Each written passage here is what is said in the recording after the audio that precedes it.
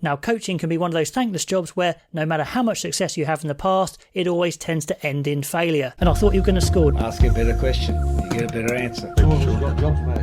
Hi guys, welcome back. Let's take a step back and have a look at the 7 years of Eddie Jones's reign over England. It's been very eventful, and of course it all started when England crashed out of the 2015 World Cup.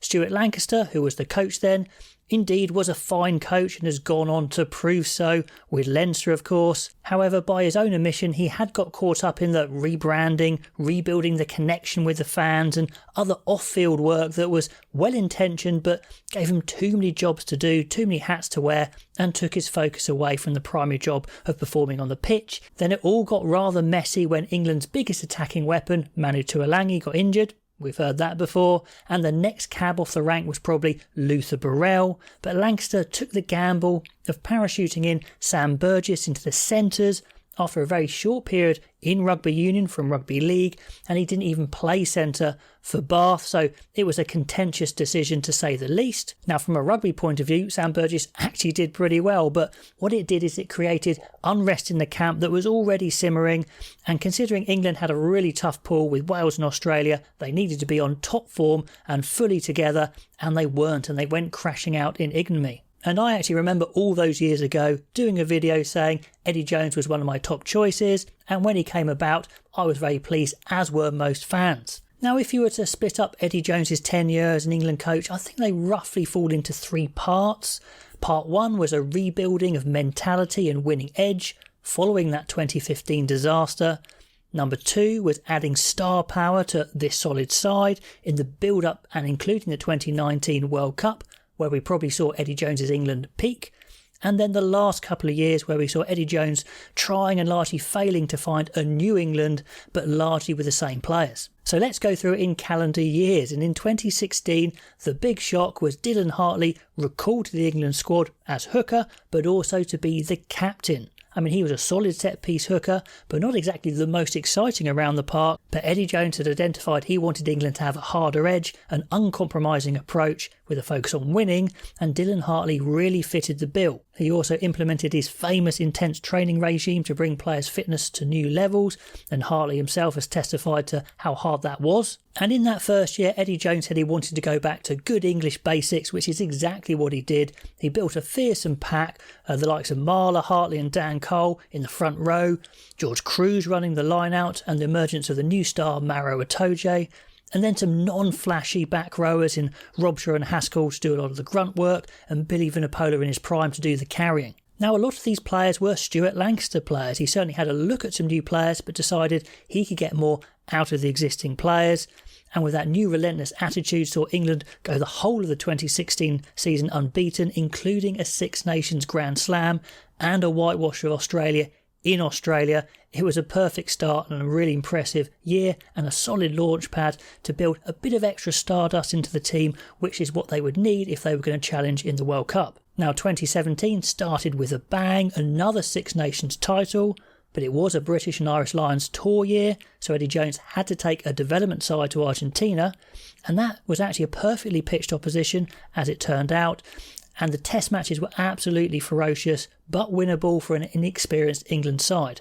And some of the future players emerged from that tour, most notably Ellis Genge, Tom Curry, Sam Underhill, with Curry and Underhill going on to form a really key partnership in the back row that took England's team to the next level with their speed and ferocity, particularly in the offensive defence. In 2018, England didn't have the best year with losses in Six Nations to Scotland, Ireland and France, and a bruising series defeat to South Africa, which briefly saw Eddie Jones actually being almost forced to play Danny Cipriani in the last test, who helped England win, but then he didn't stick around. Now, 2019 was all about the World Cup in Japan, and England had a bit of an advantage here over other sides considering Eddie Jones had coached and lived in Japan. He was very knowledgeable about the country and confident about getting the team very well prepared to compete in such a different environment. England made a big statement in their warm-up match against Ireland with a huge 57-15 win, and this probably showed fans and maybe the players themselves they had a potent mix to be very destructive and do very well in the World Cup with this game plan, and probably knocked Ireland off their stride a bit as well. So the solid 2016 side had transformed into a more destructive, potent side with extra firepower and flair from the likes of Kyle Sinclair in the front row, the kamikaze twins of Underhill and Curry working in tandem, the devastating power of Manu Tuolangi now back fit, and also some world-class speed in the likes of Johnny May. And Eddie Jones managed that tournament really well. The pool stage was very comfortable. They easily brushed aside Australia in the quarters. Eddie Jones had a real number in Australia, and that left England fairly fresh and almost with a full roster of players to pick from with their big semi-final against New Zealand. Now New Zealand, they were definitely favourites for this match, but England were in the best form of Eddie Jones's tenure and they were peaking right then. And in that opening minute salvo, they produced probably the best attacking sequence under Eddie Jones, almost perfectly executed off the training ground, and it saw Manu Tuolangi dive over in a blistering start, and that ferocity of the English defence, the line speed, the devastating dominant tackles, rattled the All Blacks, and they never recovered.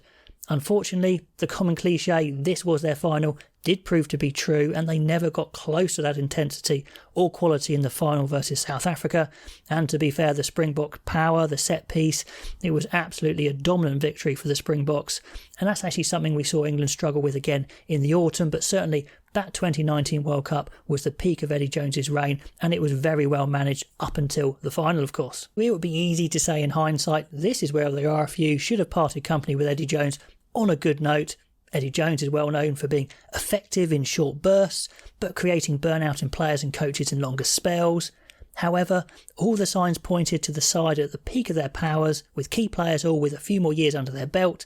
Hindsight makes us all experts, but it was a logical decision for him to stay on. And indeed 2020 started like the party was going to continue, with yet another Six Nations title for Eddie Jones, although in bizarre circumstances, with the last round being delayed due to the pandemic. And again, because of the pandemic, there was a funny Autumn Nations tournament which England did well in, but they weren't pitched against the normal Southern Hemisphere big boys.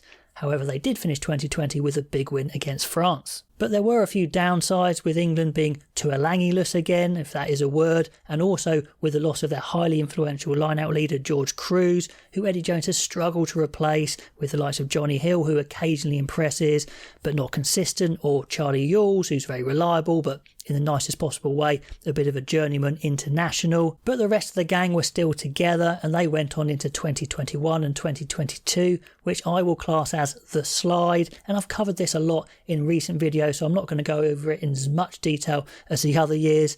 But 2021 and 22 saw England achieve only 2 wins in both the Six Nations.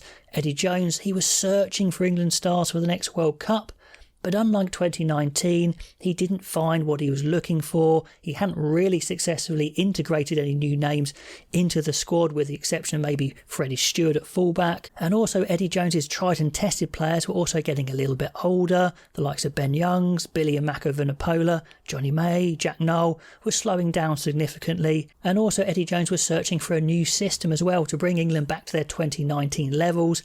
But the turnover assistant coaches can't have helped with that, and either the system didn't work, or the players were just a bit too fast their best, or the assistant coaches weren't of the calibre of previous, or a combination of all of those things. It just wasn't working anymore. And that all culminated with a very disappointing campaign in the autumn series of 2022, and with just 9 months to go before the World Cup in France in 2023, the RFU took the very bold and very expensive decision to buy out Eddie's last year of his contract and go for a new coach with fresh ideas. Now, whatever you think of Eddie Jones, his era will be well remembered. Maybe it's that semi-final against New Zealand where England peak, some of the excellent players that he brought through. Maybe it's his spiky sparring with the media and his one-liners, or maybe it's the decline in the last couple of years. Now, whatever you remember, please pop in the comments below, but it was certainly never a dull moment, and English rugby might not see his likes again. Okay, thanks for listening, and I'll catch you next time.